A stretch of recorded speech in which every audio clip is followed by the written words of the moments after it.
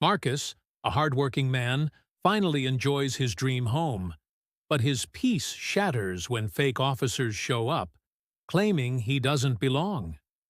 Threatened and humiliated, he faces racial injustice head-on. Just as danger peaks, 6 Navy SEALs intervene, exposing the imposters and saving him. Though unharmed, Marcus is left shaken, reflecting on the fragility of safety and the pervasive reality of racial bias. His story becomes a reminder that living in peace isn't guaranteed, and the fight for justice continues for millions. Before we dive into this suspenseful story, drop a comment with your city so we can see how far it reaches. And if you enjoy the video, don't forget to subscribe my channel. He thought it was just another night. The hum of cicadas filled the air, the street lamps cast their tired glow, and the houses stood silent in a neighborhood that looked calm. Almost too calm. Marcus was home. His home. He had worked hard for it, sacrificed years, saved every penny, and finally claimed the dream that many said wasn't meant for him. But that night, his front door became more than wood and paint. It became a line between safety and danger, dignity and humiliation, life and something far darker. Because when the knock came, loud, aggressive, demanding, it wasn't neighbors or friends. It was men in uniforms claiming authority they didn't have, speaking words soaked in entitlement and hate. They weren't police. They weren't officials.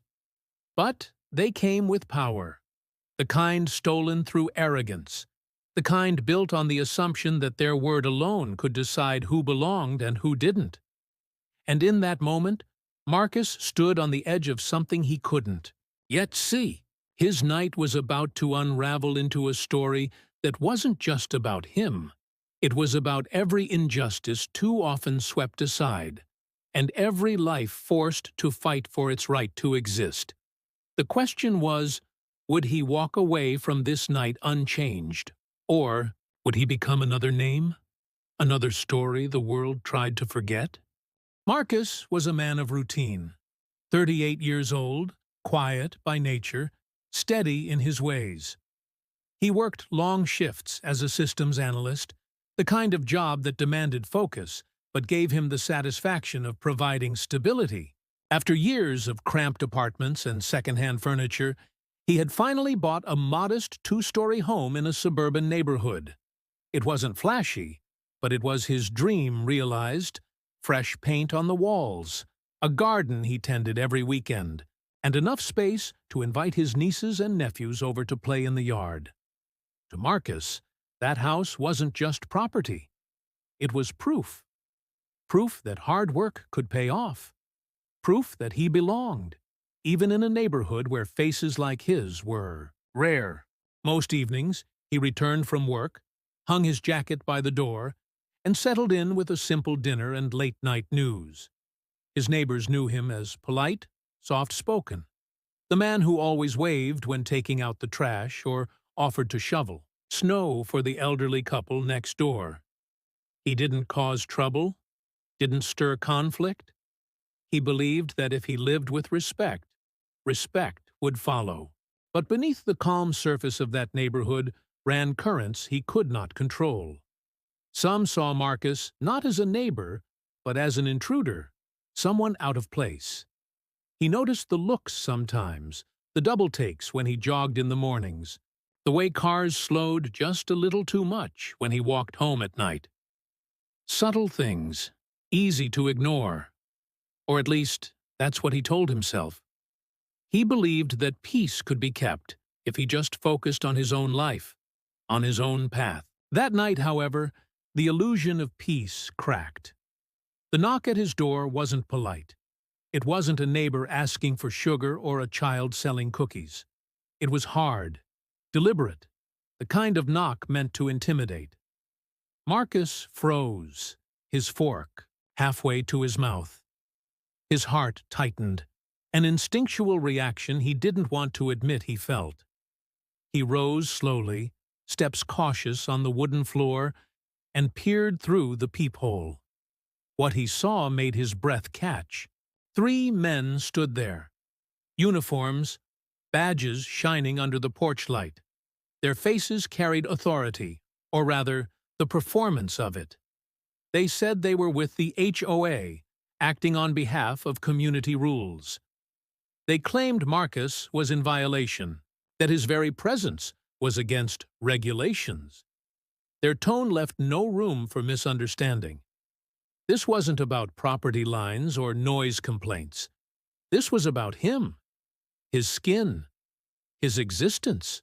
Marcus opened the door a crack, his voice steady but confused. He had paid every fee, followed every rule, lived quietly. What violation could they mean? Their answers weren't answers at all, just vague accusations, threats of eviction, demands that he cooperate. Behind them, he noticed a clipboard, but no real paperwork, no signatures, no stamps, just words. Words meant to strip away his sense of belonging.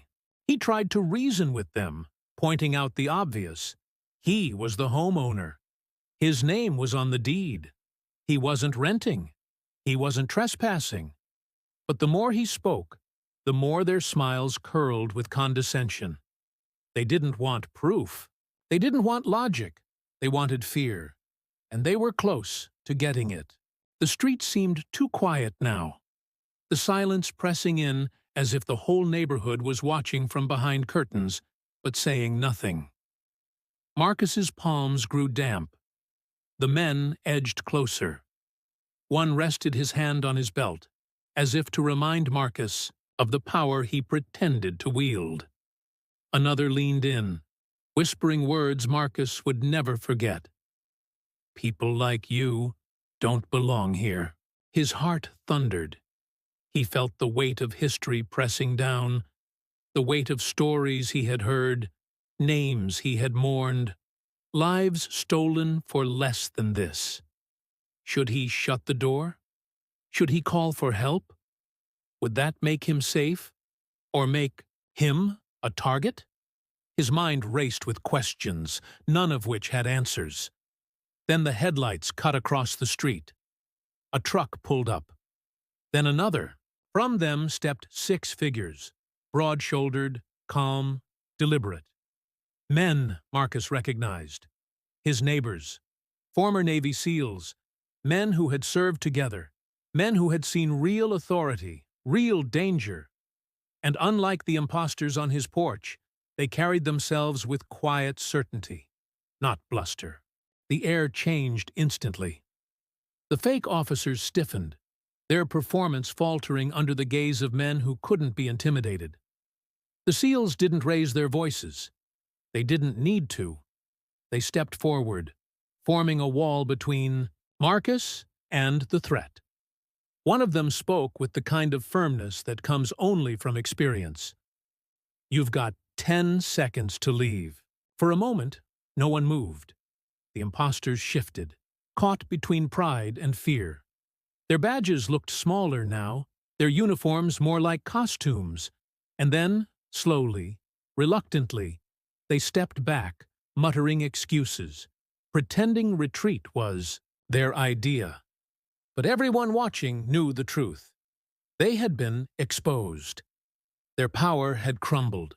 Marcus stood frozen, adrenaline coursing through his body. The moment stretched thin as glass. He realized just how close he had come to losing everything. Not just his home, but his dignity, his safety, maybe even his life. The SEALs had arrived just in time. But what if they hadn't? That night ended without blood, without violence, but not without scars.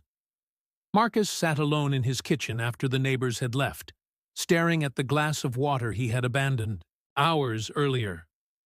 His home felt different now. It wasn't just his sanctuary anymore. It was proof of how fragile safety could be. He had nearly been stripped of everything by nothing more than arrogance and hate, in borrowed uniforms.